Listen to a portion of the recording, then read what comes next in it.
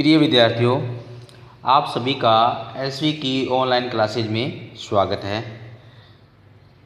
आज हम कक्षा 10 सब्जेक्ट संस्कृत में चतुर्थ पाठ है यानी चौथा पाठ पर चर्चा करने जा रहे हैं।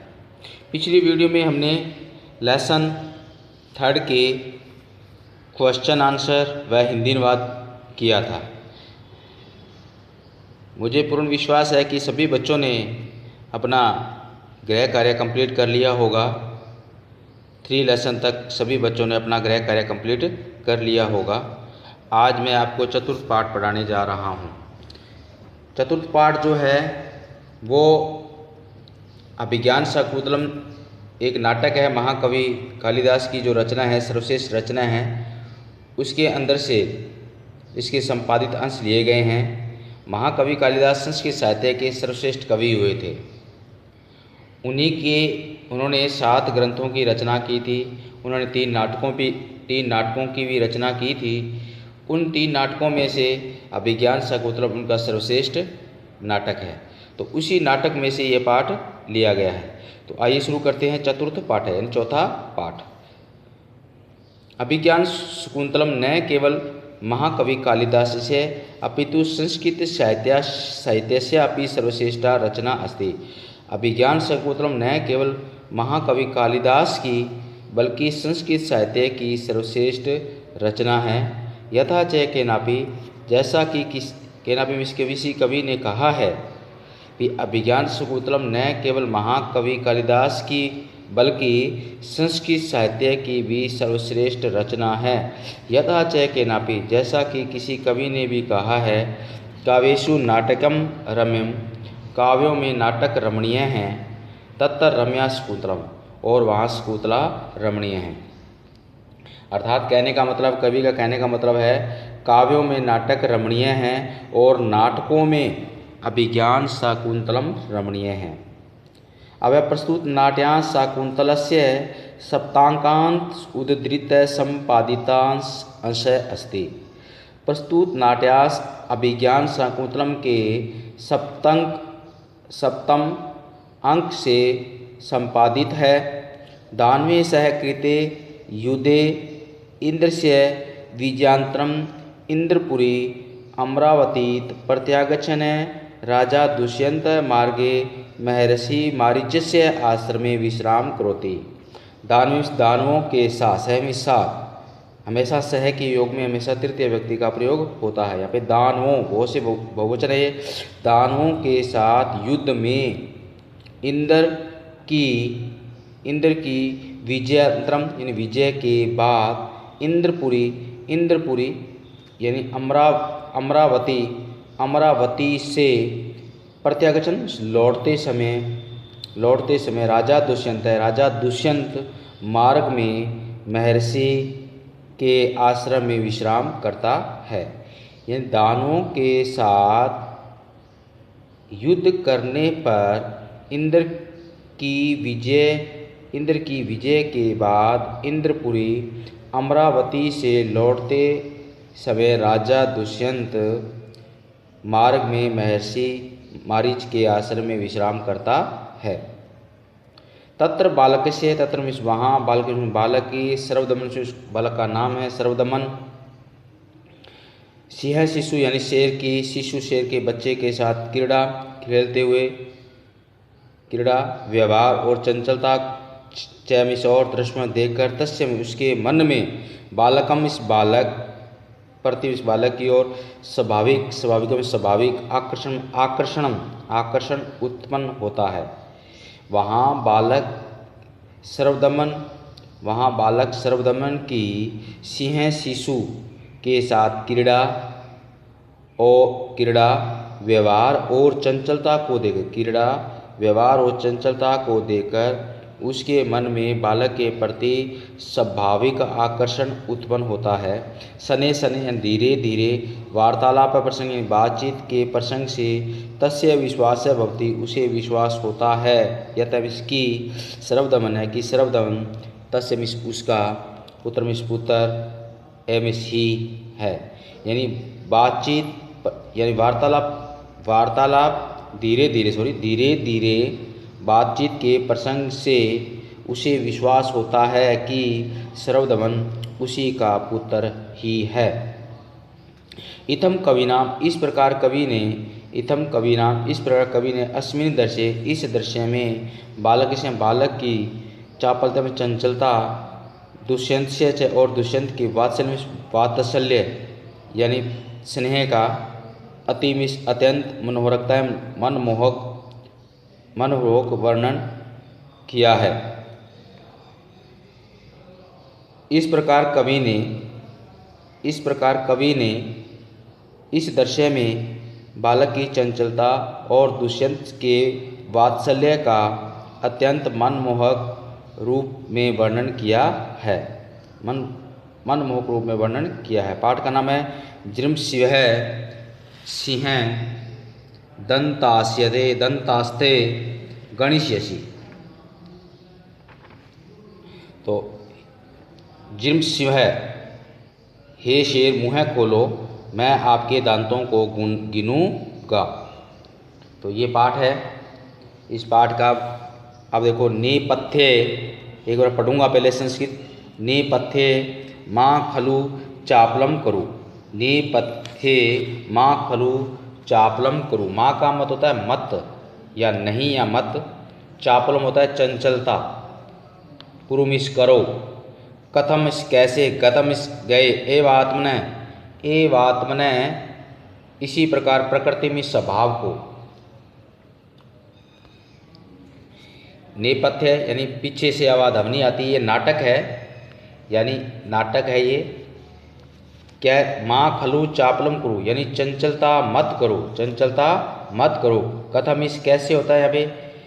कहता है एवात्मने प्रकृति में स्वभाव। एवात्म यह अपने आप ही। क्या यह अपने आप ही अपने सब क्या यह अपने स्वभाव को प्राप्त हो गया है। क्या यह अपने स्वभाव को प्राप्त हो गया है। अब राजा है कर्णम दत्वा कान लगाकर। कर्णम दत्वा कान लगाकर अभूमि का मतलब है अनुचित स्थान। इयमिस यह अविनिशयमिस चंचलता का कान लगाकर अभूमि ही इयम अविनिशय यानी यह भूमि यानी यह स्थान अशिष्टाचरण के योग्य नहीं है। यह स्थान अशिष्टाचरण के योग्य नहीं है। को न खलवेश निषीद्यते। निषीद रोका जा रहा है, हटाया जा रहा है। खलवेश खलु प्लस शेष यानी निश्चय ही। को न खलवेश निषीद्यते। को न खलवेश फिर भी इसे क्यों रोका जा रहा है, फिर इसे क्यों मना किया जा रहा है, क्यों रोका जा रहा है। शब्दानुसारण अवलोके। शब्दों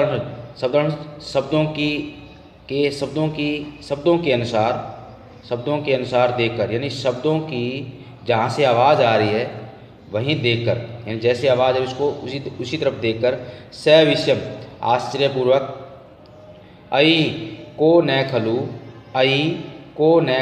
अयम अनुबध्यमान है। अनुबध्यमान होता है अनुसरण करते हुए या रोकते हुए। तपस्विनी भ्याम अबाल सत्वो होता है असाधारण शक्ति से युक्त या सामान्य शक्ति से संपन्न। बालम इस बालक यानी अयो न खलु अयम अनुबध्यमान तपस्विनाम अबाल सत्वो बालय। इस असाधारण शक्ति से संपन्न बालक को दोनों तपस्वियों के द्वारा क्यों रोका जा रहा है। अनुबध्यान का मतलब अर्थ बताया था मैंने, अनुसरण करते हुए, रोकते हुए। और अबाल सत्वः का अर्थ है अनुसरण करके या रोकते हुए।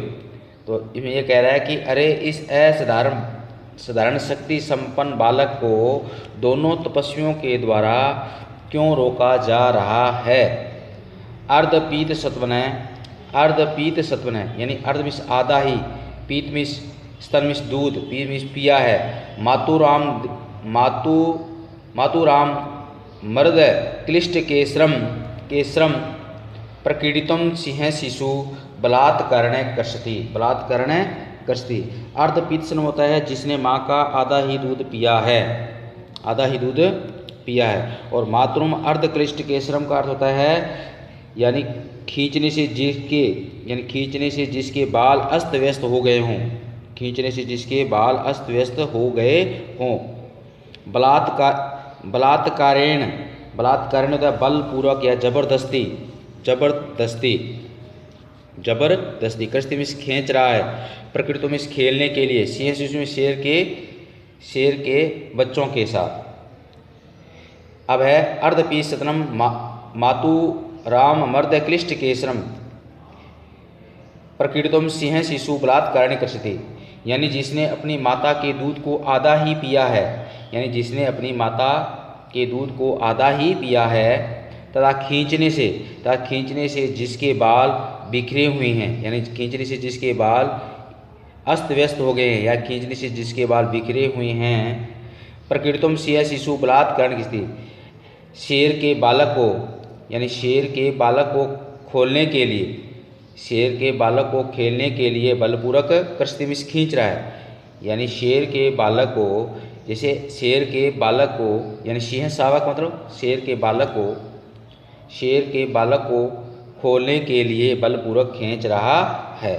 ततः प्रवसति यथा निर्दिष्ट कर्मा तपस्विनी भ्याम सह बालय, ततः इसके पश्चात प्रवसित में प्रवेश करता है, यथा निर्दिष्ट पूर्व में बताए हुए काम में लगा हुआ, यथा निर्दिष्ट कर्मा होता है पूर्व में बताए हुए काम में लगा हुआ, तपस्वी दो तपस्वियों के साथ बालक।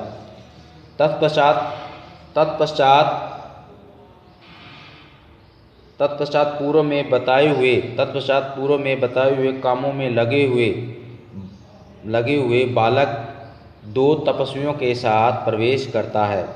बालय जृम्स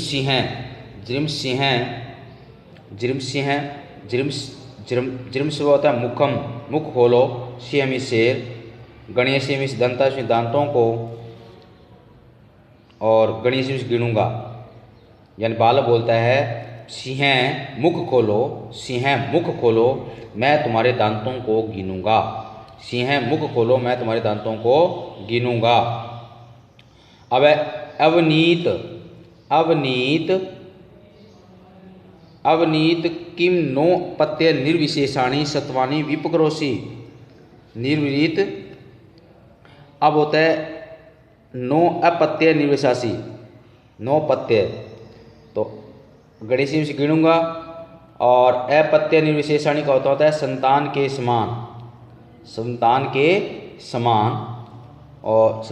समान, सत्वानी होता है प्राणियों को, और विपकरोषि में परेशान कर रहे हो, और अविनीत है विनम्रता से हीन, यानी वर्तमान होते विनम्रता से हीन, हमारी संतान के समान माने गए इन जीवों को क्यों परेशान कर रहे हो। हंत हाय ओए वर्धत ते सर्भ्यम क्रोध, हंतमिस हाय इसका क्रोध बढ़ रहा है, स्थाने खलु ऋषि जन सर्वदेन इति कृत नाम देव अस्मि, यानी ऋषियों द्वारा तेरा नाम सर्वदमन, ऋषियों ने तेरा नाम सर्वदमन नाम उचित ही रखा है। कृत नाम देव होता है नाम रखा हुआ, कृत नाम देव का अर्थ होता है नाम रखा हुआ, यानी ऋषियों द्वारा तेरा सर्वदम नाम उचित ही रखा गया है। अब द्वितीय बोलती है ऐसा खलु केसरणी होता है शेरनी, ऐसा मीन्स यह निश्चय ही शेरनी तुम पर लंका सिंह आक्रमण कर देगी, यदि तस्या पुत्र न, यदि तुमने उसके पुत्र को मुझसे नहीं छोड़ा। द्वितीय जो तपस्विनी वो कहती है यह शेरनी अवश्य ही तुझ पर आक्रमण कर देगी, यह शेरनी अवश्य ही तुझ पर आक्रमण कर देगी यदि तुम उसके बच्चे को नहीं छोड़ते हो। बालक सस्मितम मुस्कुराकर अहो अरे बलियम खलु भीतोस्मि, तब तो मैं बलिए बलिए बलपूर्वक, यहाँ पे बड़ा भीतों से डर गया हूँ। अब तब तो मैं बड़ा डर गया हूँ, तब तो मैं बड़ा डर गया हूँ। बलिए होता है, बलिए होता है अत्यधिक, बलिए का मतलब अत्यधिक। और भीतमिश डर गया हूँ, भीतमिश क्या होता है, डर गया हूँ। अरे तब तो मैं बहुत डर गया हूँ। इद्यत्रम दृश्यति, यह कहकर अपने अधर होता है होठ, यह कहकर अपने होठ दिखाता है।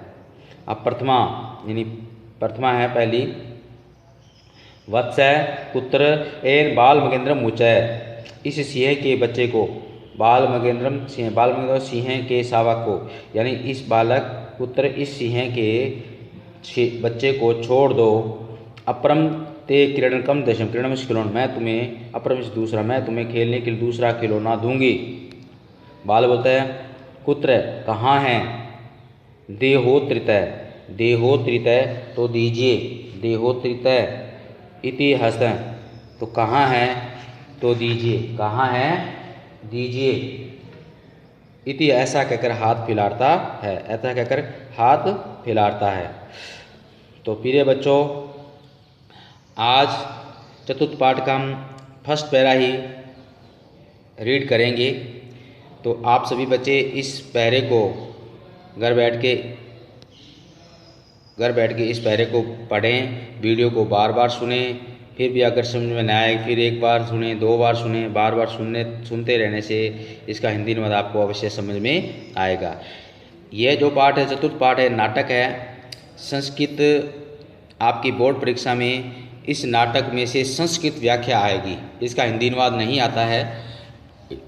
इस पाठ में से संस्कृत में सह प्रसंग व्याख्या आती है। तो ये पाठ बहुत ही इम्पोर्टेंट है, इसलिए इस पाठ की हिंदी अनुवाद जिसको अच्छी तरह से लर्न होगी वो बालक इसकी संस्कृत व्याख्या भी अच्छी तरह से कर सकता है। इसलिए सभी बच्चे ध्यानपूर्वक इस पाठ का हिंदी अनुवाद जो आज करवाया है उसको उतना अवश्य लर्न करें। आज के लिए इतना ही, धन्यवाद।